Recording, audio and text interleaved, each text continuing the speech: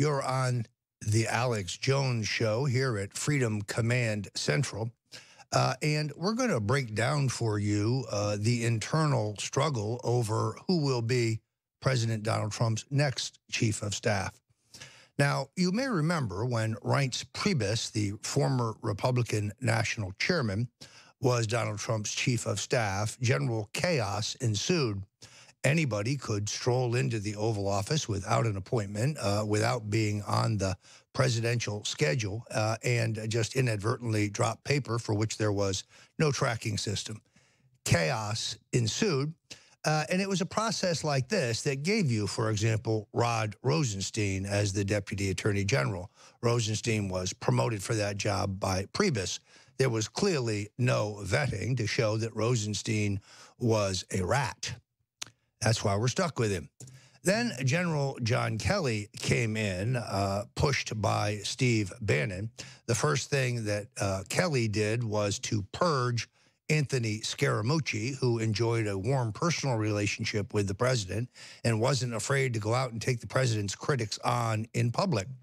Then, ironically, the next person that Kelly purged was his patron, Steve Bannon, the man who got Kelly to DHS and then got him into the White House chief of staff job. Bannon was gone.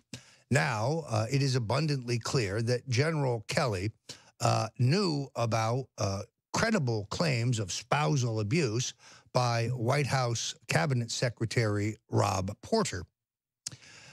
We know that the FBI gave their background report, which is required for security clearance, to the Chief of Staff, Priebus, in June, that Priebus passed the information on to his successor in July.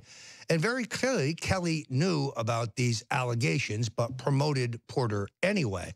Why? It's very simple. You see, Mr.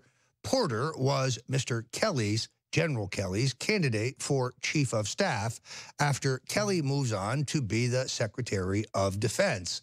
Yes, it is widely thought inside the Trump circle that General Pettis, currently the first military non-civilian Secretary of Defense in recent memory, will not fill out the entire term, and General Kelly aspires to that job. I can tell you as a longtime veteran of Trump world that you can't leave the job you're in now unless you have a candidate to replace you. And Mr. Porter, a Bush Republican whose father, Roger Porter, is among the president's most vicious critics, a veteran anti-Trumper, was in line for the job until now. General Kelly is, to use a colloquial term, toast, and he knows it.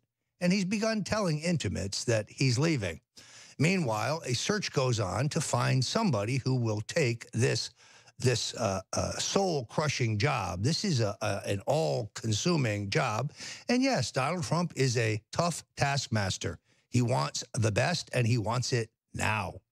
Now, as I reported on the show earlier, we know that he felt out his best friend, Tom Barrack, the chairman of Colony Capital, a Los Angeles-based real estate opportunity fund, about taking this job, but that Barrack, who would have been excellent in terms of his managerial skills and his shrewd political judgments and his loyalty to Donald Trump personally, declined this high honor.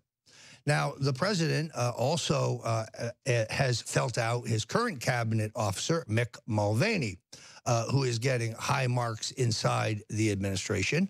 But Mulvaney aspires to go back to his native Oklahoma to run for governor, and that leaves him out. Sean Hannity has advocated the appointment of one of the great Washington wise men, Wayne Berman.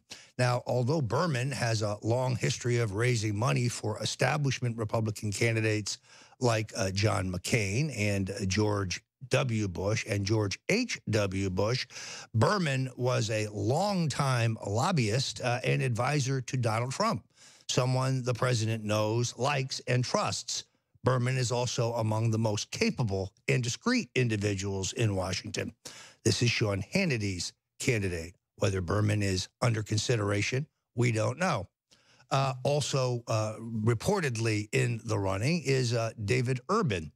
David Urban is a former choir boy, Catholic NRA member whose father was an iron worker from Western Pennsylvania.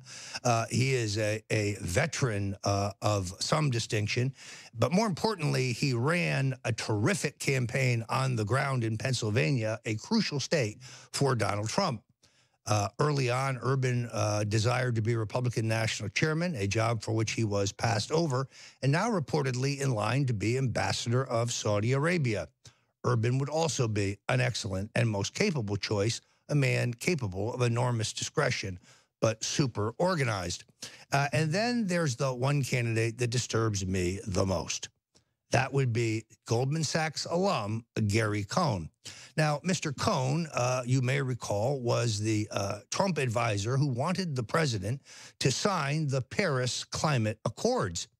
He incredibly gave an interview to the New York Post that said that the president was flying to Europe to, quote, get smart, and that his views on the matter of global warming were, quote, evolving, close quote.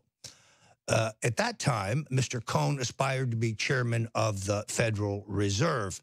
That isn't going to happen in the wake of his performance.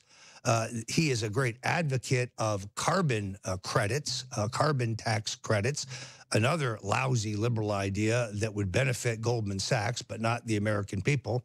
He was unable to sell the president on that either. You can clearly see his fingerprints over the president's new infrastructure plan. It was written for, by, and with Goldman Sachs. The good news is that it's not going to pass in its current form. The president's instincts are exactly right. We need to rebuild our roads, our bridges, our tunnels, our airports, our infrastructure. But we need better tools to do it. This plan, the Goldman Sachs plan, the Gary Cohn plan, is designed to allow Goldman Sachs to sell more municipal bonds and little else. So there you have it, an inside the Beltway breakdown on those who might be the president's next chief of staff. Reportedly, the president's son-in-law and his daughter are pushing Gary Cohn. How a liberal Democrat from Goldman Sachs got inside the building to begin with is hard to say.